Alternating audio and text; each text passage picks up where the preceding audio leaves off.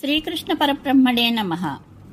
ధర్మ విషయంలో మూఢుడై మహాశోకసాగరంలో మునిగి ఉన్న అర్జునుడిని ఉద్ధరించాలనే కోరికతో ఆత్మజ్ఞానం కంటే వేరే దారి లేదు అని భగవానుడైన వాసుదేవుడు ఆత్మజ్ఞానాన్ని ప్రస్తావిస్తూ అంటున్నాడు. శ్రీ భగవాన్ వాచ అశోచ్యానన్వశోచస్త్వం ప్రజ్ఞావాదాంశ్చ భాషసే గతాసూన గతాసూంశ్చ నాన శోచంతి పండితాః. భగవానుడు అంటున్నాడు, ఎవరిని గురించి శోకించనవసరం లేదో వారిని గురించి నీవు శోకిస్తున్నావు. మళ్ళీ పండితుని వల్లే మాట్లాడుతున్నావు.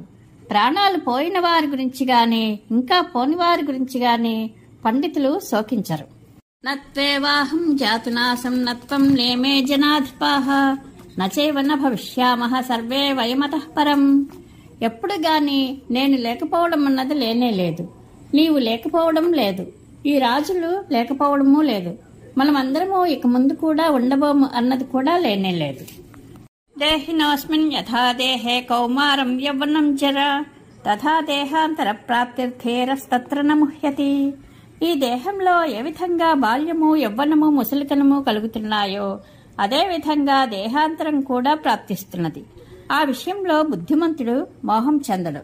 మాత్రా స్పర్శాస్తు కౌంతేయ శీతోష్ణ సుఖ దుఃఖదాః ఆగమాపాయనో నిత్యాః తాంస్తి తిక్షస్వ భారత. అర్జున, ఇంద్రియాలు విషయాలతో వాటి సంయోగాలు చలిని వేడిని సుఖాన్ని దుఃఖాన్ని ఇస్తాయి. అవి వస్తూ పోతూ ఉంటాయి, ఎప్పుడూ ఉండేవి కావు. వాటిని సహించు. యం హి నవ్యథయంత్యేతే పురుషం పురుషర్షభ సమదుఃఖ సుఖం ధీరం సోమృతత్వాయ కల్పతే. ఓ పురుషశ్రేష్ఠ, ఈ శీతోష్ణాదులు ఎవరిని బాధించవో, ఎవడు దుఃఖంలో సుఖంలో సమంగా ఉంటాడో అటువంటి నిత్యానిత్య వివేకం కలవాడు మోక్షానికి సమర్థుడవుతాడు. నాసతో విద్యతే భావో నా భావో విద్యతే సతః ఉభయోరపి దృష్టోంతస్తనయోస్తత్వదర్శిభిః. అసద్వస్తువునకు ఉనికి లేదు, సద్వస్తువు ఉండకపోవడం లేదు. తత్వవేత్తలు ఈ రెంటినీ గురించిన సత్యమును తెలుసుకున్నారు.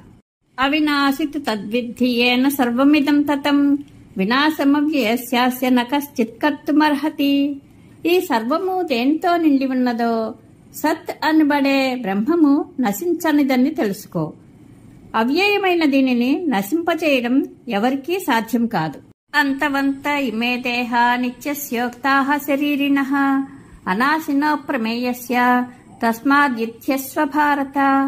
అర్జున, ఆత్మ శరీరి, అది నిత్యము, దానికి నాశనము లేదు, అది ఏ ప్రమాణాన్ని అపేక్షించనిది. ఆ శరీరి యొక్క ఈ శరీరాలు అంతమయ్యేవి, కనుక యుద్ధము చెయ్యి. యయేనం వేత్తి హంతారం యశ్చైనం మన్యతే హతం ఉభౌ తౌ న విజానీతో నాయం హంతి న హన్యతే. నేను చంపుతున్నాను అని నేను చంపబడుతున్నాను అని అనుకునేవారిద్దరూ తెలిసినవారు కారు. ఆత్మ చంపదు, చంపబడదు. న జాయతే మ్రియతే వా కదాచిన్నాయం భూత్వా భవితా వా న భూయః అజో నిత్యః శాశ్వతోయం పురాణో న హన్యతే హన్యమానే శరీరే. ఈ ఆత్మ పుట్టడం లేదు, ఇది ఎప్పటికీ చావదు కూడా. ఇది ఒకప్పుడుండి మళ్లీ లేకపోవడం లేదు. ఇది పుట్టుకలేనిది, నిత్యము శాశ్వతము పురాణము. చంపబడుతున్న శరీరంలో ఇది చావదు. వేదా వినాశినం నిత్యం యయే నవజమవ్యయం కథం సపురుషః పార్థ కం ఘాతయతి హంతికం. పార్థ, ఈ ఆత్మ పుట్టుకలేనిదిగాను నాశరహితునిగాను నిత్యునిగాను తెలిసినవాడు ఎవరిని గాని ఎట్లా చంపించగలడు, చంపగలడు? వాసాంసి జీర్ణాని యథా విహాయ నవాని గృహ్ణాతి నరోపరాణి తథా శరీరాన్ని విహాయ జీర్ణాన్యన్యాని సంయాతి నవాని దేహి. చిరిగిపోయిన వస్త్రాలను విడిచి వేరే కొత్తవి ధరించినట్లుగానే దేహి శిథిలాలైన శరీరాలను విడిచి వేరే కొత్త వాటి యందు ప్రవేశిస్తున్నాడు. నైనం ఛిందంతి శస్త్రాణి నైనం దహతి పావకః నచైనం క్లేదయంత్యాపః నశోషయతి మారుతః. దీనిని శస్త్రములు ఛేదించలేవు, నిప్పు కాల్చలేదు, నీరు తడపలేదు, గాలి ఎండింపలేదు. అచ్ఛేద్యోయం అదాహ్యోయం అక్లేద్యో శోష్యేవ చ నిత్యః సర్వగతః స్థాణరచలోయం సనాతనః. ఈ ఆత్మ ఛేదింపశక్యం కాదు, కాలదు, తడవదు, ఎండదు. ఇది ఎప్పుడూ ఉండేది, అంతటా వ్యాపించి ఉండేది, కదిలించరానిది, ఎప్పటికీ ఉండేది. అవ్యక్తోయమచింత్యోయమవికార్యోయముచ్యతే తస్మాదేవం విదిత్వైనం నాను శోచితుమర్హసి. ఈ ఆత్మ అవ్యక్తము, అచింత్యము, అవికార్యము అంటారు. కావున ఇది ఇటువంటిది అని తెలుసుకుని దీనిని గురించి నీవు శోకించవద్దు.